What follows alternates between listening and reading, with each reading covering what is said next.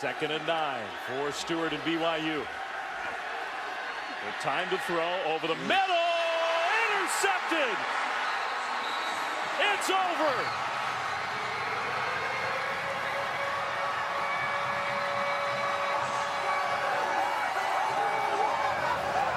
The Memphis Tigers get their 10th win of the year, and now we've got a fight on the field.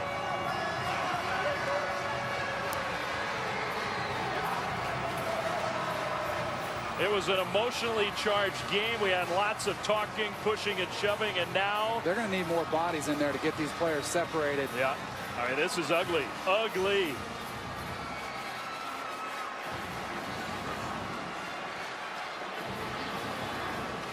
All right, that's dangerous. That Memphis kid is in there almost all alone. No matter who's at fault. You got to get the players off the field as soon as you can. I mean, a spectacular game, a great game, and an ugly ending in my now. Come on, you can't do that. Here's one look. Christian Stewart trying to find the back of the end zone. Just overthrows his intended target. And then watch. You see the celebration start from Memphis. Now you got, that's just ugly. What you said it best, Dave. I mean, it's been a great game on the field, and then it just turns into a melee. Jackson up near the 9. Progress impeded and stopped near the 35-yard line for Deion Jackson on the return for the Duke Blue Devils. And again, there's some feistiness. Some helmets have been lost. Maybe some punches thrown. Yellow flags after the 21-yard return from Deion Jackson. And Dave, this is about the 3rd or 4th incident we have seen after the whistle. Well, this one's going to cost some guys their opportunity to finish the game. And one of them is Victor Alexander. Looked like number 9, one of the starting linebackers. I'd be surprised he's not thrown out of the game. Attack of the Yellow Jackets and Blue Devils get into it here, Dave. You're looking for number 9 for Georgia Tech. There it is, right there in the middle of your screen. Now, if we keep it rolling now, watch the haymakers come from number 9. There's 1, 2. We might be able to make a case for both of them being eliminated from the game. You can see a Georgia Tech coach in there trying to pull him out of there. Well, they're going to let him run the play. Corral, A.J. Brown open. He found a pocket in that pass defense. Brown still going. Brown toward the end zone. Touchdown.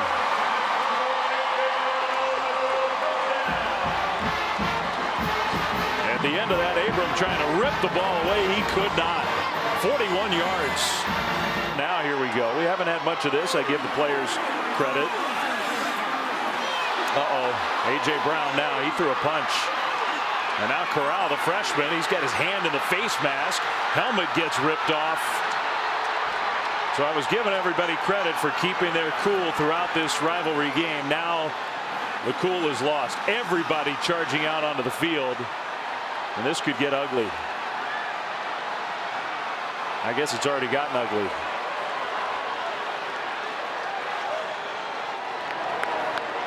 From Starkville, and maybe no player more in the center of this rivalry than he. Well, they held their emotions in check for 45 game time minutes, and eventually it was going to boil over, and here it was. Mississippi State, as they were started back toward their sideline, were doing a little dance. Now their coaches are trying to get everybody pointed back in the other direction. They're just going to run it, and that'll be Cedric Alexander hit by Pierce. And here we go. Punches are being thrown. It is a mess. Flags, helmets come flying off. This is bad. Here come the teams. Oh boy.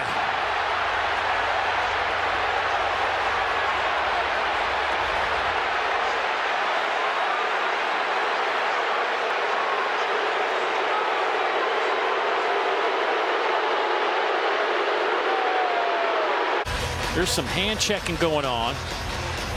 That's Xavier Castillo. And it looked like Tyler Barron. I couldn't make out the number. And Castillo's helmet came flying off, and there were 2 Tennessee guys wrestling with Castillo over there on that near sideline. We couldn't get it all. Retzloff. Now Retzloff all alone. He's going to run it. Jake Retzloff, and touchdown!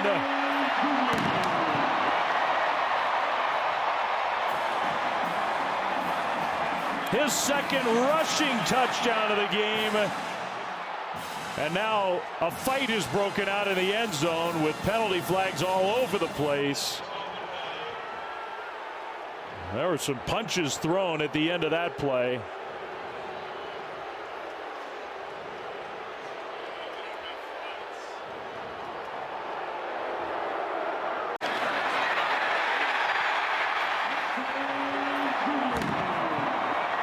All right, so that's how it started. Is a touchdown. After the play was over, unsportsmanlike conduct. Number 2, Houston. That player is ejected. Unsportsmanlike conduct. Number 5, BYU. That player is also ejected. The penalty yardage cancels. The try will be attempted from the 3-yard line. So Darius Lassiter for BYU kicked out of the game. A.J. Halsey for Houston kicked out of the game. Great job by TCU there in their drive. See if Baylor can respond to keep this thing close. On first down, the handoff to Hasty. Hasty trying to get outside. And that's really good containment by Ridwan Ishahaku, who gets 2 yards, does Hasty. Uh-oh. Oh, no. This is a rivalry game. Flags are on the fields, and this is getting ugly, and now players are leaving the bench from TCU, and this is not what you want if you're TCU. Come on, fellas.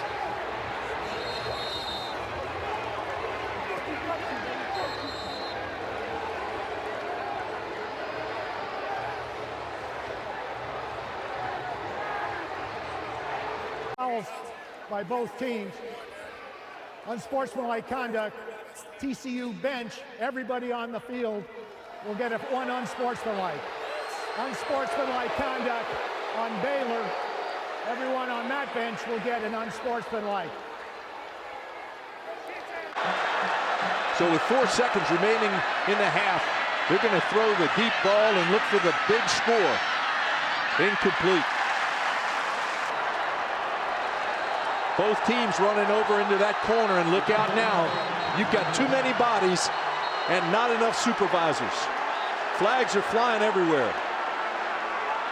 You've got to maintain your composure. It's a close game, and you don't want to give the other team an advantage on a stupid mistake. Yeah, this is one that really James Quick, the wide receiver, kind of made this happen. He didn't like the way he was defended. Really good defensive play by Phelps. That's the back end display. Good job by Phelps there to knock it away. Now Quick grabs him and throws him on the ground, and that's what got Phelps up in the face of Quick. Of course, Vallis is there. He escorts him over to the wall, and then here comes the rest of the players. So yeah, once the posse got there, then well, let's hope that nobody got thrown out of the game, because this is when it gets sideways. I don't see any punches being thrown. A few pushing and shoving type situations there. His first pass attempt as a Georgia Bulldog was a 26-yard TD, and this is going to be a handoff. And a fist fight breaks out.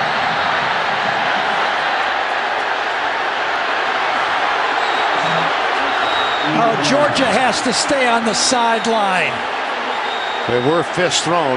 Yes, but their players need to stay on the sideline. Yep. The Auburn players have not taken one step out. No. Trooper Taylor. They were coming after Nick Fairley. That's why they were doing it. And Trooper Taylor. That was a payback. What? They were going to go after Nick Fairley on that play because of the shot on the quarterback. And you see what Mark Rick said. That's what you get when you don't call penalties on the guy. He's been hitting our quarterback late all day.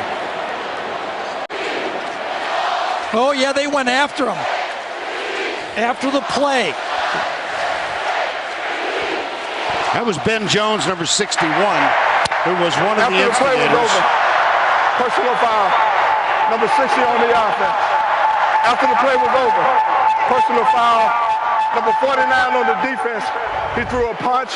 49 is ejected from the ball game. That's Goggins, Michael Goggins of Auburn Clip Both Bowling. penalties are dead ball. They cancel.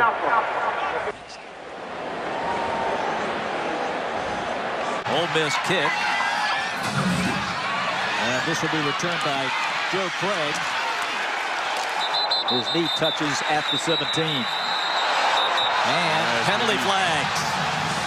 A little unnecessary roughness from Ole Miss, and the fight's starting to break out on the sideline. More flags flying.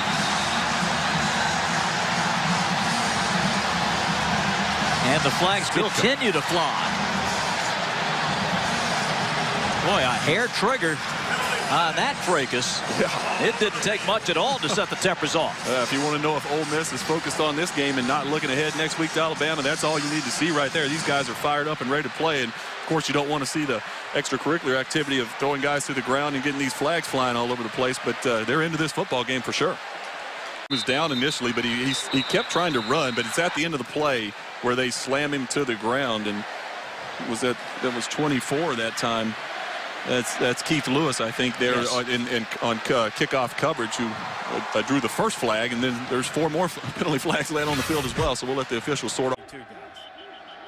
When you're winning and you yell and stomp and scream the way Mike Stoops has, when you're winning, they say he's a fiery competitor. When you lose, it's a problem. And we have a knucklehead on the field. That's causing the delay. We're not going to show it to you. Jack Folliard.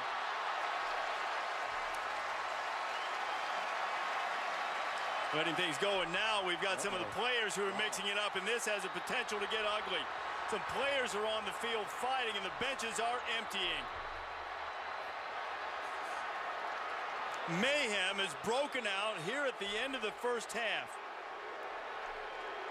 And some knucklehead ran from the stands and distracted the officials. Some of the players waiting to line up for the final play of the first half got together. UCLA understandably frustrated with the emotions boiling over. And now as this has moved toward the end zone to our right,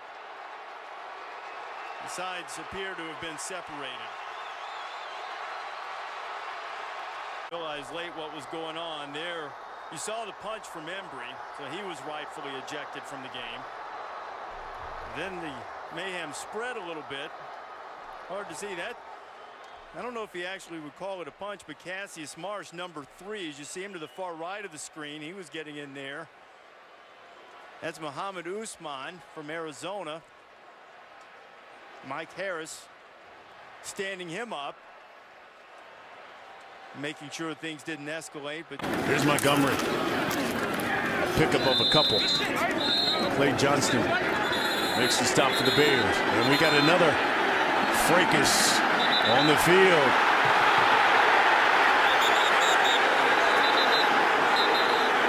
It looks like Chris Miller again is right there in the mix for Baylor. And you see there's a punch thrown.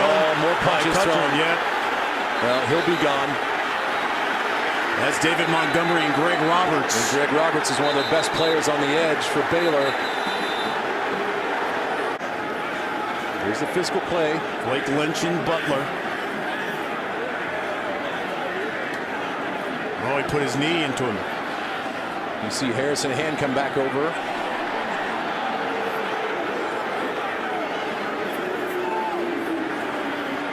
And there's Roberts and Montgomery.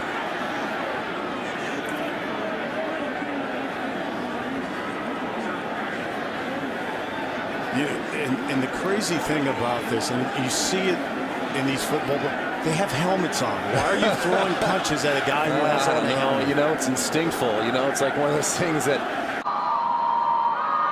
Green flushed out of the pocket. Hurdles again, and this time got walloped out of bounds. And some pushing and shoving. Uh-oh, here we go. Fists are flying. This is not good.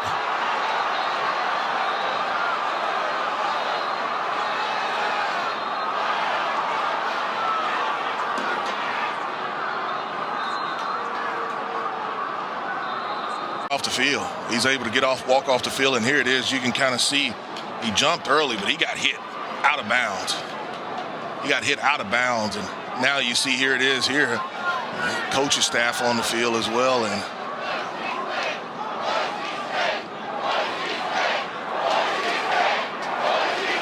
boy, Cam Robertson came in maybe a little late on that hit out of bounds on Green that kind of set the stage for some of that pushing and shoving. A Northwestern team that has not won since week 0. Here's Will Levis. They don't want him to run, but he does here because he can get out of bounds. That was a big point of emphasis this week, talking with all the coaches. Will himself is, with all the injuries he's dealing with, and now some pushing and shoving over on the sideline of Kentucky. Extremely heated at the end of this first quarter. Trajan Jeffcoat went right into Levis, and the Wildcats did not like that. Can't go after the star quarterback. Boy, there is a lot of pushing, shoving. I'm not sure if we saw some punches thrown. These two teams, Jay, do not like one another. And there's evidence of it right there. So Trajan Jeffcoat puts a little push on Levis. When does this thing take off? Right there.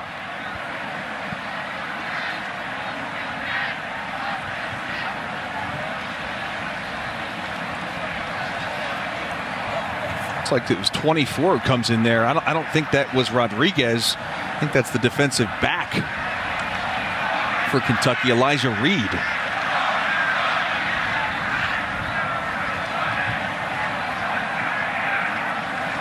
There's a lot to unpack there. Gets to the critical 5th win. 37-30, the Owls beat the UTEP Miners in a hard-fought Thursday night game.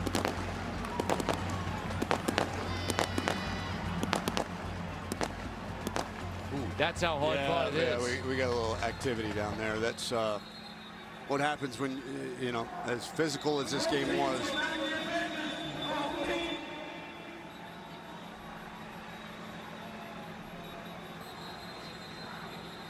The official sounded like he wasn't having a real good time in there.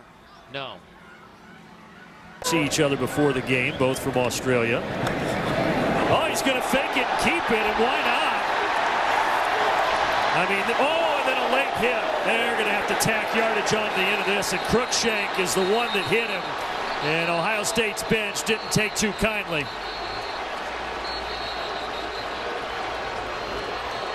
Now you got Melton in the mix, and they're going to have to separate. Greg Schiano comes all the way over from the other sideline to get his players out of the mess. You see this overload look right here. All these guys are rushing.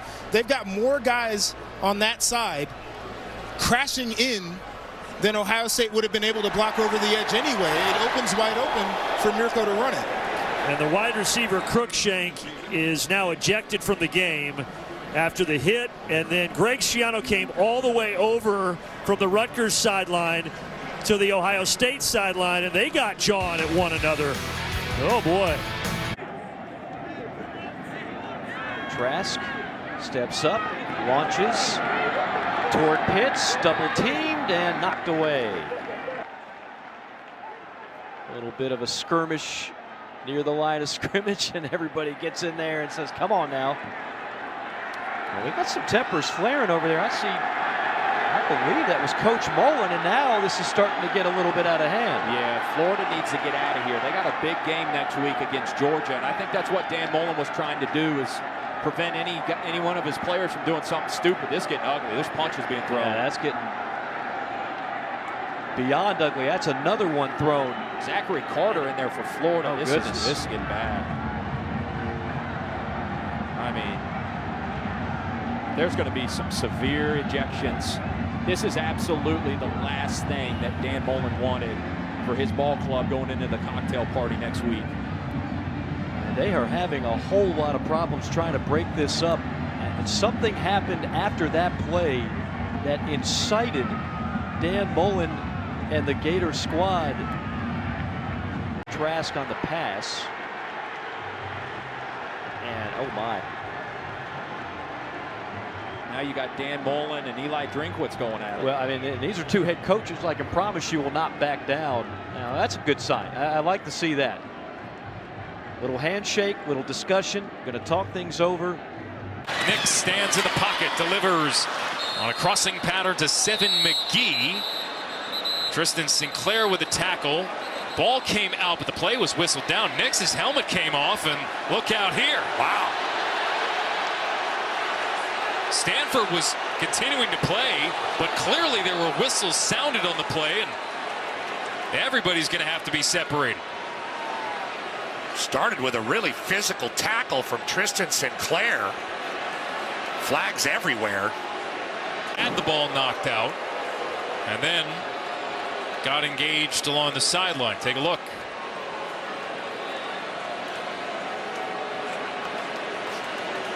Patrick Fields still with a hold of Bo Nix' helmet, and then just tosses it out of the way. Maybe he could argue for safety purposes. Probably not. Should be the final play. 3 laterals make it 4. Back to Martinez. Racing along the far side. Dumps it off, and it's picked off, and that'll do it. 24-21, the final score. A finish. Pac-12 After Dark wins the night again. For Andre Ware and Paul Carcaterra, I'm Roy Philpott. And there is a fight happening on the field, and that is not what you want to see after a game like that.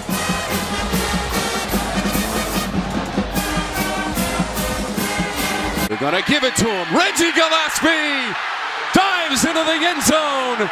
The winning points for North Carolina State.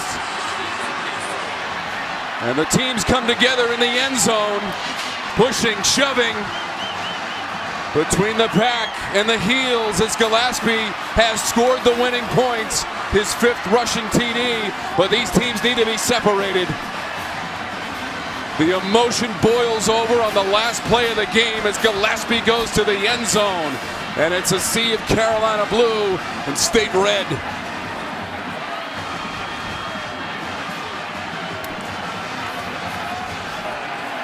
Well, you talked about the emotion, Tom, of both these teams and how much the rivalry means.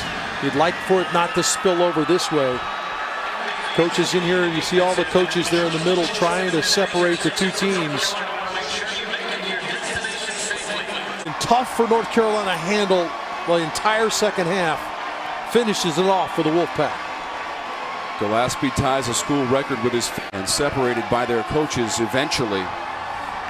But Dave, we spoke to both teams during the course of the week, and you know how high the emotion is in this game. You ramp it up even further when you go into OT. Right in the back of the end zone. From floats one. Perfectly timed for Blaylock for the touchdown.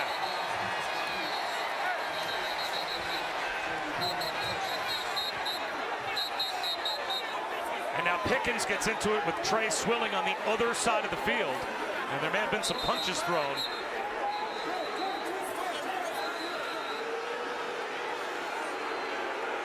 And if punches were thrown, then ejections will be had. This is why it's selfish, okay. Watch the right hand from Pickens come in. Okay, that's not good. Watch. And here's the thing. I get it. Emotions run high. Guess what? Trey Swilling doesn't have a game next week. George Pickens does. George Pickens probably not going to be playing a part of that football game. And that hurts the Georgia football team. So is it selfish? Yes. You put yourself in front of the football team in that moment. A laborious, painful night ends appropriately for the Oregon Ducks. Final score 19-8 as the Broncos defeat the Ducks for the 2nd consecutive year.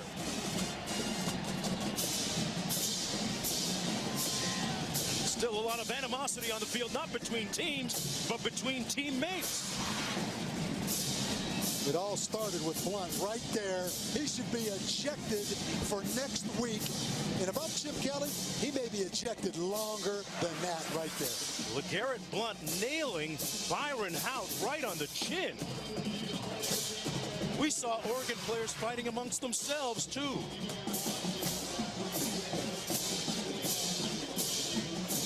Blunt nailing Hout.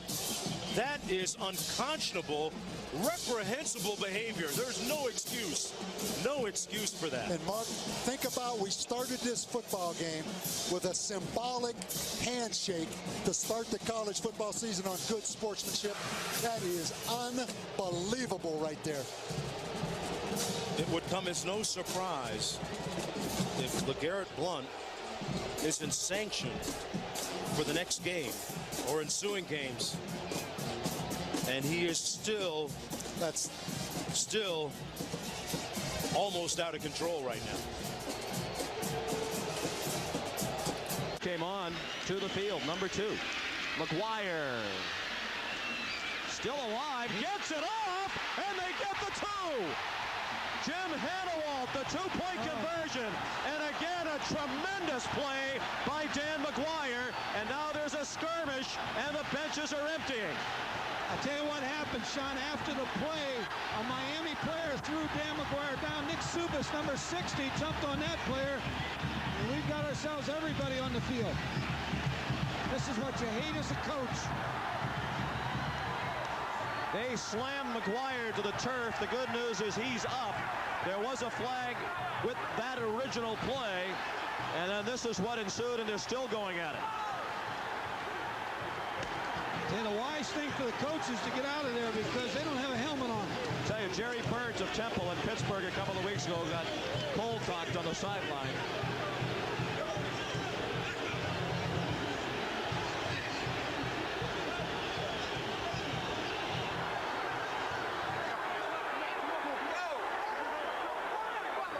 Andy Coviello needs to get his helmet on. Yes.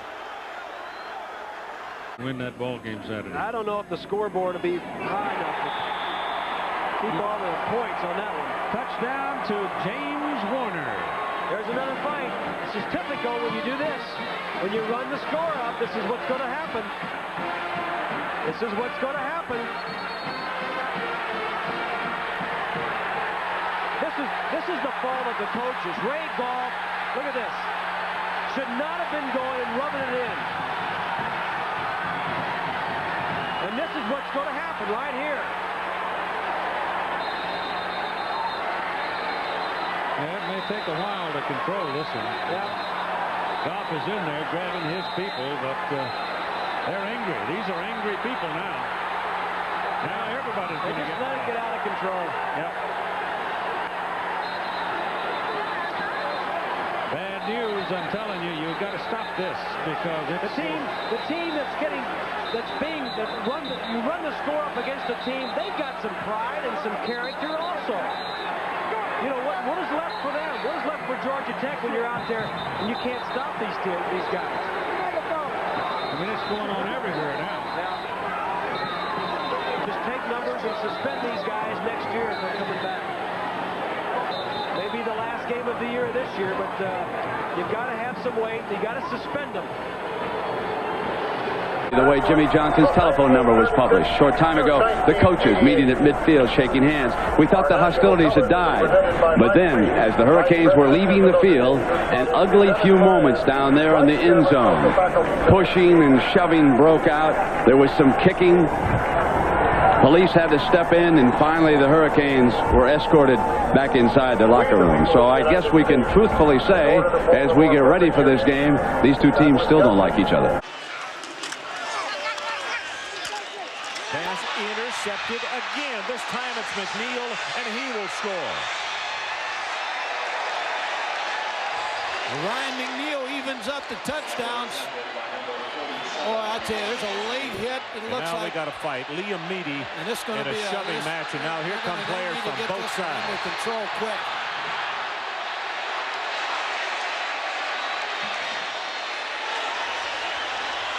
Ron, I didn't see it all, but I watched David Lowry get hit real late.